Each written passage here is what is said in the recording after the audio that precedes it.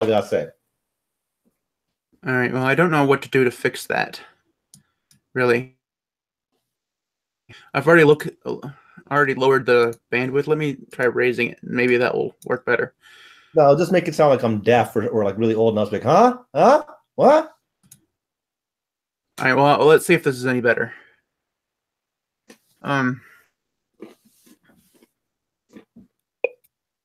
So the cat that number one is holding, Spectre, is he like real part of the time and fake part of the time?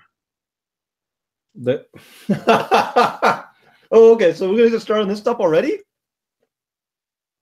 Well, I'm just saying the cat seems sitting there petting the cat, right? Mm-hmm. And when he's petting the cat doesn't act like he's getting petted or anything. He's just staring off into space like he's fake. I think that's a real cat. He feeds the fish to him. The fish is real, or the cat is real. Cats are just jerks. Remember that. All right. I don't know. It seemed fake. Obviously, that's where Austin Powers came from, right? This whole film. Oh yeah. Oh, you want to wear the daddy pants number 2? Mm-hmm. Oh, okay. I have to say I like Austin Powers a lot better. All right. Anyways, hey everybody, welcome to the 3Cast. This is is this our first? No, this is our second one of January, right? Yeah, we got the prediction show. Remember? Right. January's this already. All right. So, anyways, I'm your host this week, Matthew Weber. That's Vincent Hoy. Ricky's not here this week. Comics, TV shows, all that kind of stuff. I'm not quite sure how the audio is coming out on this. So if not in and out, I'm not sure if that's any better. Now that we were kind of tweaking things and my computer's like trash. So anyways, if you're having audio problems on the recording, I apologize. I'll do my best. It's what you get when you pay $100 on. Okay. Anyway, so this week we are reviewing our second James Bond film, From Russia with Love, starring Sean Connery as the womanizing James Bond. Is there anybody that James Bond won't have sex with? I think men. Yeah, that's probably his only limitation. I mean, literally, he knows he's walking into a trap. The woman crawls into the bed, and he sets the gun down and kisses her. Mm-hmm. Yeah, that's James Bond. Like, oh.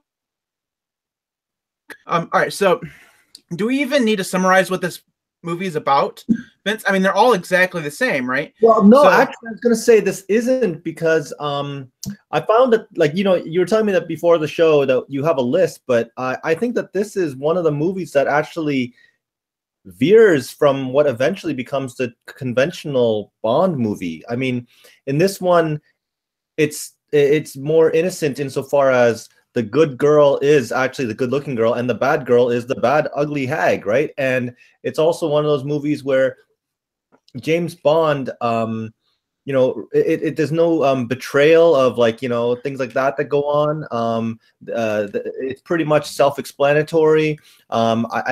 It also is presenting this larger scale organization, Spectre, that proves to be the bane of his, and he at the same time is the bane of their existence. Where in a lot of the subsequent movies, like Roger Moore movies, that's not the case. I also found that the one-liners weren't in this movie as much, if at all. And I think that this movie is actually one of the iconoclast movies that sets the tone for not only future James Bond movies, but it also does it, as you said before, the spoofing. I mean, the kind of bad guy pecking order that you see there, the kind of world jet setting. Like, I mean, I was surprised at just how many cities they went to. There's like a Dan Brown book, man. Like, they went to so many cities in this movie. I was like, oh, I forgot. And at what point, there was no Russia in this. That was the best part. It was like they never went to Russia. They spent a hell of a lot of time in Istanbul and Venice, and no time in Russia. So I was just like, wow, that was new. Yeah. Well, I mean, so Turkey was all right. So here's my terrible history from Cold War history. It was never part of the Soviet Union. Mm-hmm. It was. Was it? I don't know. Turkmenistan maybe and Afghanistan for sure were influences, but I don't think Turkey was. I think Turkey was its own sovereign state. Remember?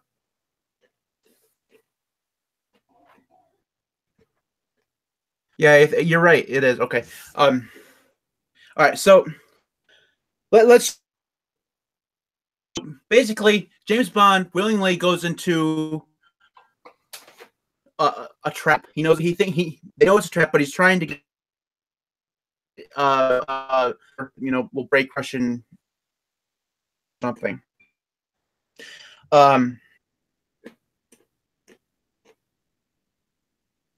He's after. So he goes to Istanbul, meets Kayan Bey, who is this contact, which is they have a lot of fantastic and very horn doggish, if you will. Yeah. But so are we still having? Yeah, of course we are. Audio problems? Yeah, that's a one hell of a question. I don't know what to do to fix this, Vince. I think I mean I'm just it's very difficult because it's cutting in and out and like I'm missing like seconds of some of this talk. Yeah, it's the same way on yours. I like, all right, can you do me a favor? Hover thing, and up there next to the settings, there's like a broadband thing. Take that and shove it all the way down to audio only. So it looks like a signal bar. Oh, okay. It's in between the. Yep. All right. Down all the way. Yeah, okay. Just take it right all the way down to audio. We'll see if that helps. Okay. Okay. There we go. I'm down.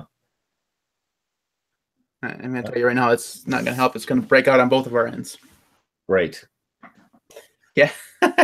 Oh, we'll just keep going. Time to be professionals. Anyway, all right. So basically, James Bond goes into the assassination. There's assassins, and there's this crazy Russian lady who's trying to basically start to change the Cold. Mm-hmm. It is trying to incite really terrible relations between, start a war between Britain by like setting up the British in order to get like she's evil right from the start, and she's corrupting this poor young Russian girl apparently. Mm-hmm. There's a few things that bother me, Vince, about this movie. The first thing we'll get it right at the top is that Sean Connery once again has gone an accent straight. He needs to choose one and stick with it. He can either stay Scottish or try to be British. He can't be both. Yeah. Okay. So I had that same complaint with Dr. No. Mm-hmm. That's just a Sean Connery thing. Yep. Did you notice? So right before the girl shows up, the main character, the one he's girl, yeah, in his photograph or something. Right mm-hmm. before she comes into she crawls into his bed. He's in there getting like instantly turns it on and it's hot water. Did you notice that? Maybe it's just me. I did not. I think that's just you, man. It caught me. I was like, he turns on the thing and it's instantly steamy. Like, okay, I want that kind of water. Another best part of this movie, the marriage fuss. Went at each other to choose who got to marry the one guy. And then the Russians came in and spoiled everything. I already talked about the cat being fake. I think the cat was fake part of it. Do you really think, Vince, mm-hmm. that the Russian notice a submarine spy eye or whatever the hell it's called in the middle of their office? I found that really silly, but I mean, in the grand scheme of like spy tech that they have in this movie, like I mean, come on. Did you see the scene? You got to the scene with the you got to the scene with the shoes and the poison tips, right? Say it again, Vince. It cut out. Okay, you got to the point where the woman had the poison tipped shoes with the knives. Yeah. Yep. Okay, so I mean, you saw some wacky spy tech, spy intel stuff in there. I mean, the whole movie's tech premise is kind of off the wall, anyways. So I don't really think that that was something. Mind you, I was really surprised, like just watching it, like seeing like, oh my God, it's so incredible that they have a phone built into a car. Wow, what sci-fi tech is that? Right. So And this came out. Yeah, it came out in 1963. I don't think. I mean, it was shaped as a phone, but it was really just like a like a walkie-talkie or something. yeah, but still, man. Yeah, it was interesting. I was like, before its time. Mm-hmm. Yeah, so that So the part that thing, I don't read into too much that surveillance thing that you're talking about. All right, I'm just naming things here. So another thing I noticed that was the same as Dr. No is that they rely tracks and stuff like that. They relied very much on the theme, like they did in Dr. No. Like when he first gets into the hotel and is stand through and looking for surveillance mechanisms or whatever, right? Yeah. And they're playing the gigantic theme song throughout the whole period. It totally doesn't fit, and it just really bothered me. So he's like da da da da da. He's checking. I mean, this should be like Bert and stuff like that, and then there's this big gigantic big band in the background. You know what though? I think that this movie really did suffer from music. I mean, I didn't mind that particular scene with the music, but I found that there were other parts, like action sequences, like in the train and stuff, where they're straight up fighting and there was no music. And to me, it just sounds so weird to have an action sequence 4 or 5 minutes where there's just like guys grunting. And like it was like someone just like forgot to add soundtrack or something. Like I felt like I was getting like some weird like Korean download or something where like some audio got taken out or something. So it was weird, man. So like the whole first like 4 minutes of the movie, complete silence. Right. But that's I can understand because that's supposed to be stealthy and stuff, right? Like I mean, if it's like quiet and like I mean, you know, like I understand that, but when you see that throughout the rest of the movie, right, and there's a lot of parts where it's just nothing in the background. Yeah, which is weird. It's I mean, like again, by today's standards, that's not expected. That's kind of foreign. Yeah, it's definitely not like movies of today where you know there's like a constant soundtrack. I mean, there's a reason why CDs or something. I mean, it's because there's sound in the background of the entire Lord of the Rings movies. Yep. I know John Williams definitely did this, but did not do this movie because he would have definitely had more music in the background. The beginning,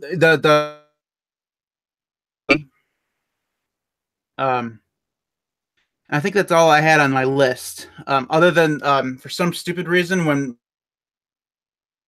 goodbye to each other, they say ciao. Mm-hmm. And I'm not exactly sure why they do that. I mean, this is a movie about Russia, supposedly, right? Yeah, and yet they're using. It's a European. It's just weird. I mean, like I look, listen. I've been to Turkey too. I've been to, and I mean, remember a lot of it culminates in Venice too. So I mean, like I'm not surprised that. You know, the lingua franca is, of course, Italian. So I'm not surprised. I found that some of the stuff. What did you think of this movie, Vince?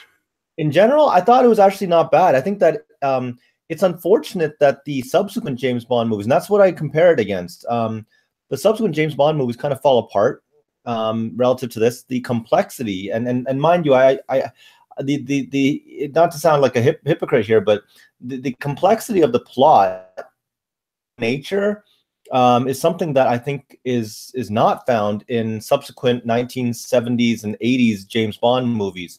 The simplicity of the characters themselves being like, you know, like I said before, hot girl is good girl, bad girl is evil looking ugly girl.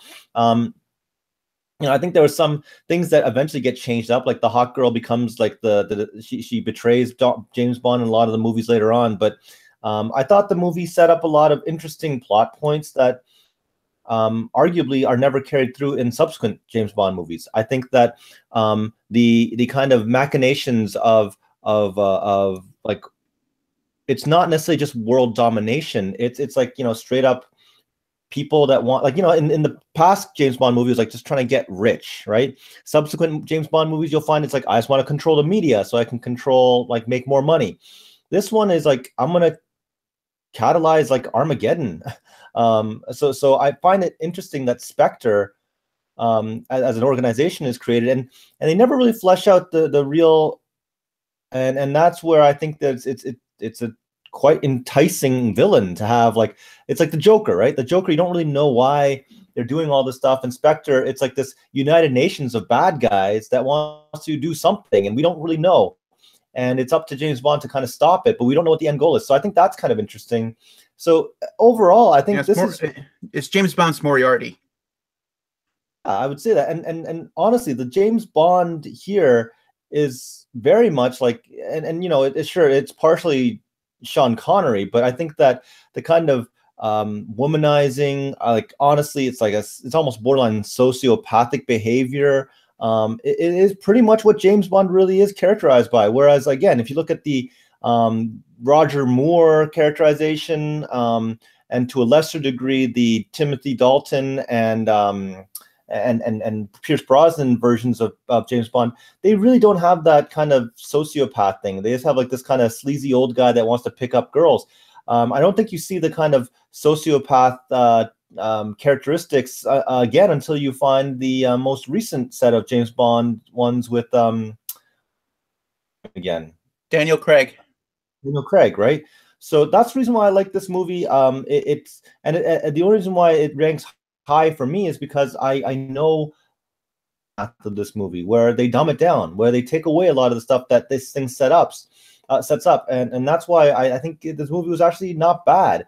Again, coming from the 1960s, I thought it was interesting that they're throwing so many different plots, like on the big scale, like, you know, the Cold War; on the medium scale, like, you know, Anglo-British, you know, relationship on the continent, and then like even the smaller things, like how provocative would a, you know, sex tape really be in today's era, right? I mean, that basically makes you a celebrity, a Kardashian, right? But back then, like, that was such a salacious thing that it becomes a plot point. So I thought that was interesting to see the difference in periods. Just like, and I'm not even talking about just the storyline. I'm also talking about the you know, we're talking about the technologies, but later on, I'm not sure if you noticed, some of those special effects were absolutely terrible.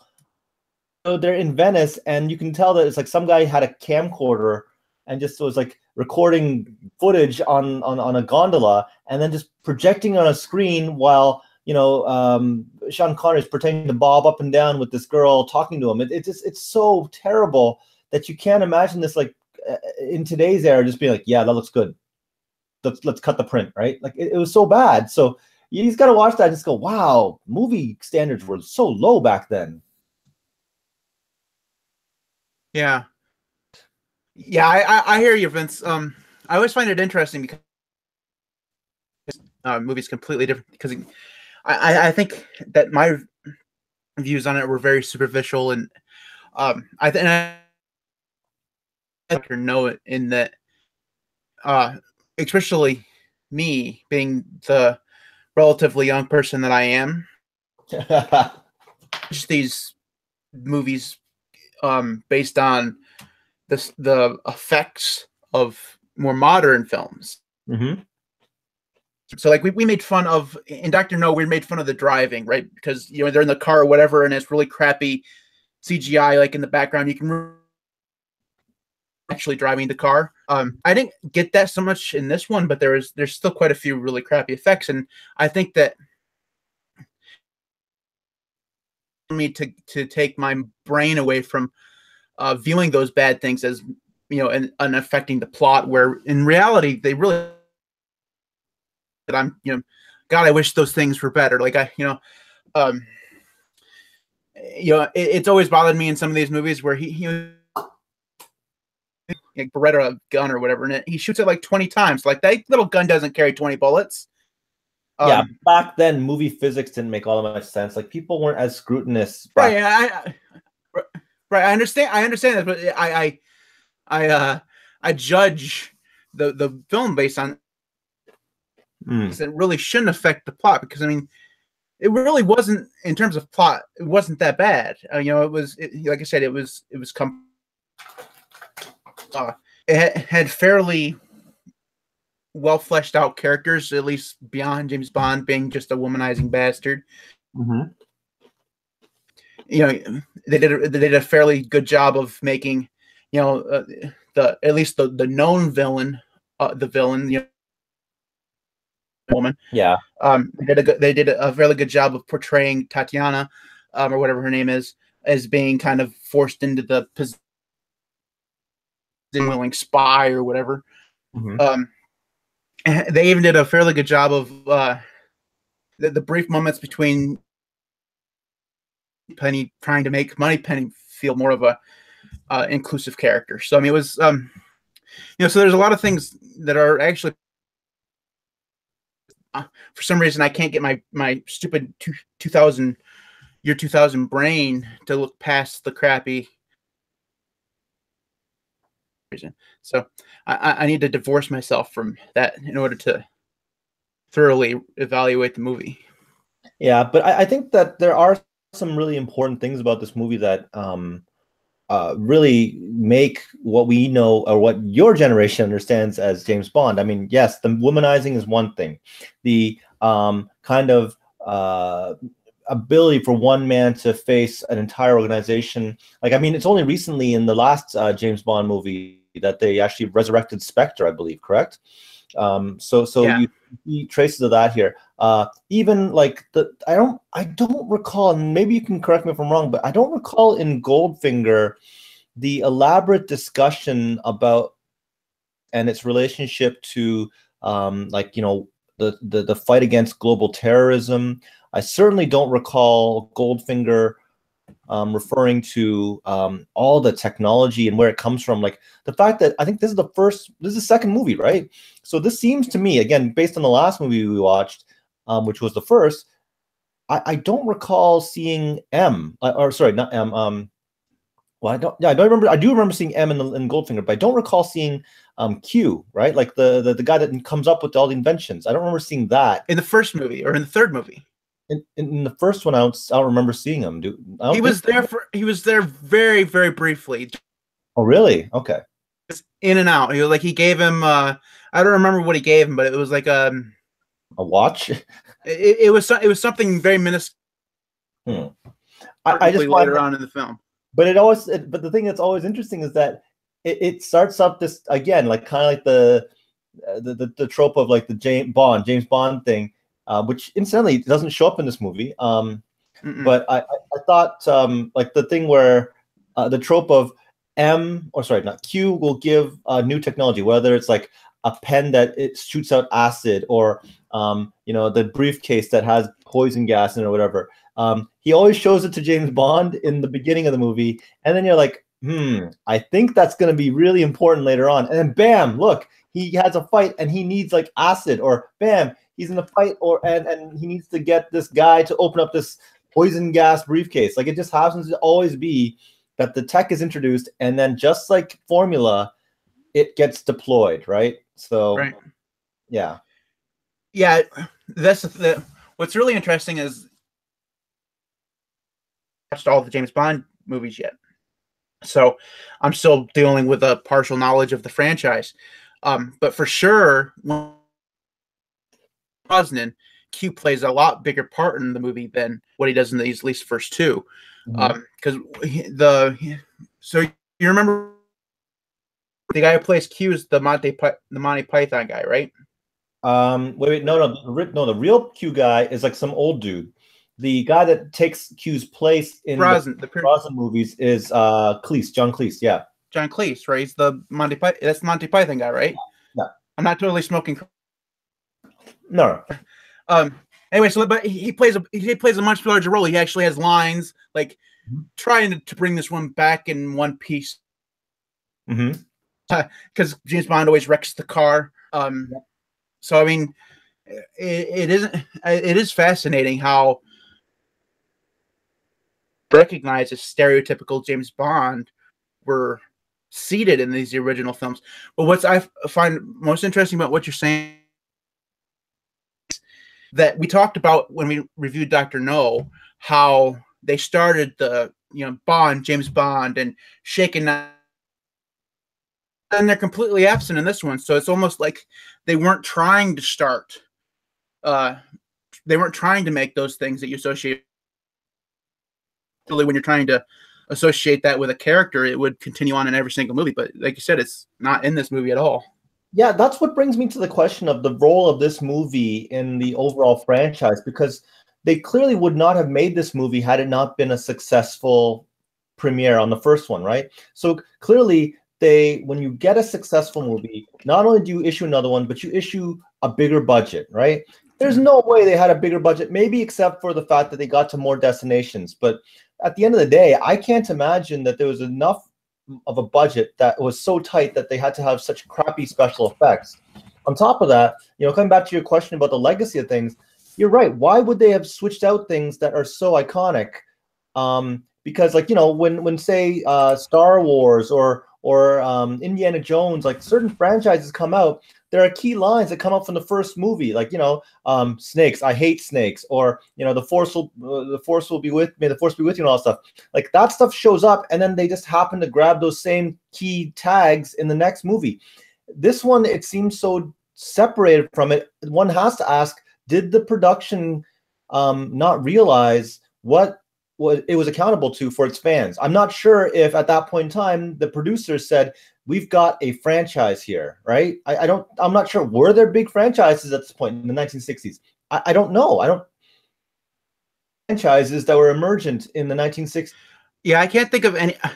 I got to remember, I was born in the 1980s, so I was still 20 born when this film came out. But yeah, don't judge me, Vince, you old bastard. So I don't that were in the 1960s, but I'm sure that there were some. So you wondered about the budget. So the budget for Dr. No was $1, and the budget for this film, Russia with Love, was $2 million. So it's double. Okay. I still $3 million. Again, maybe that's just to deliver all the different cities, whereas Dr. No, it was kind of not really there. But like this one is like Paris, England, Turkey, Venice. Yeah,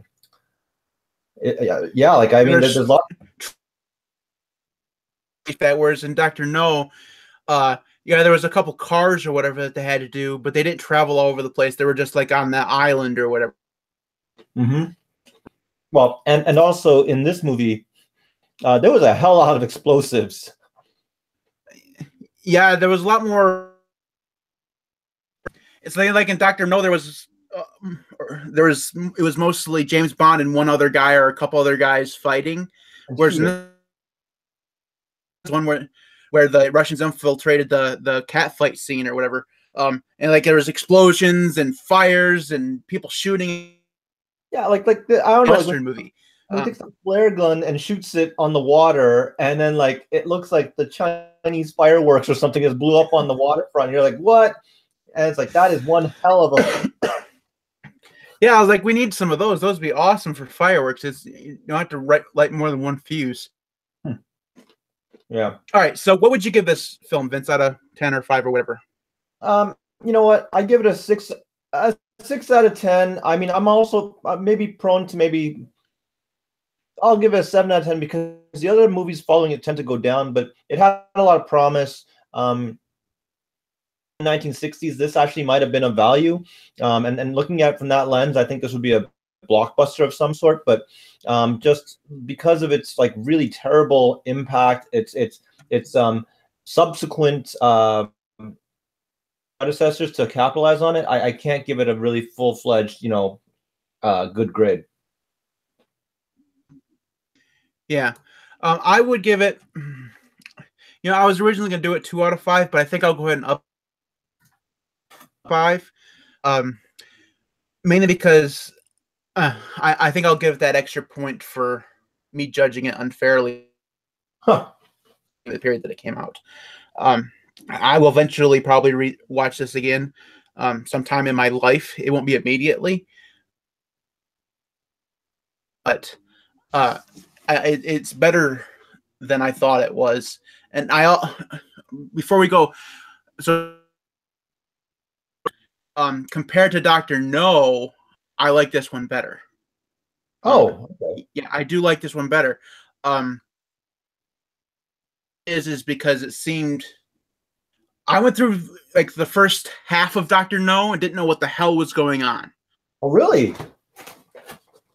We talked about this when we reviewed it. It was like there was not.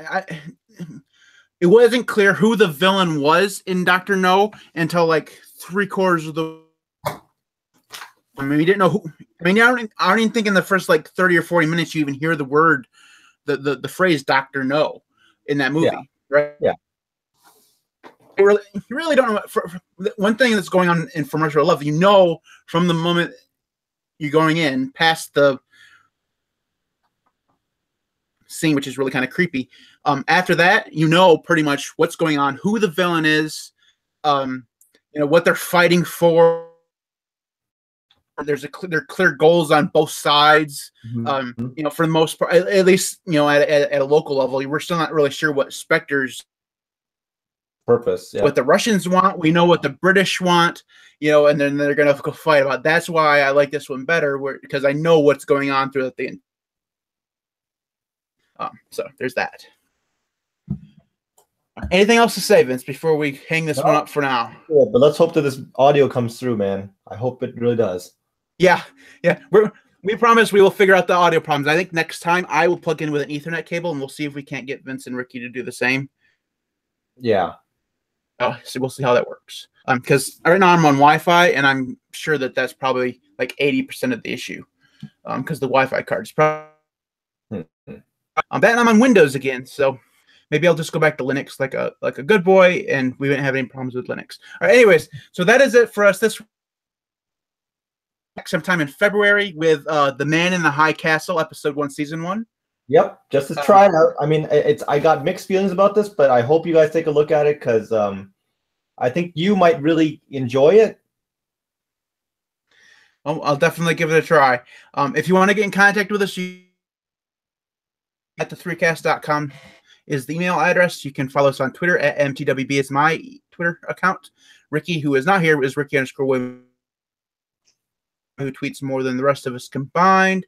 You can also follow us on Twitter, the podcast on Twitter as at the 3cast as well. So we'll try to get the audio problem sorted out. All right.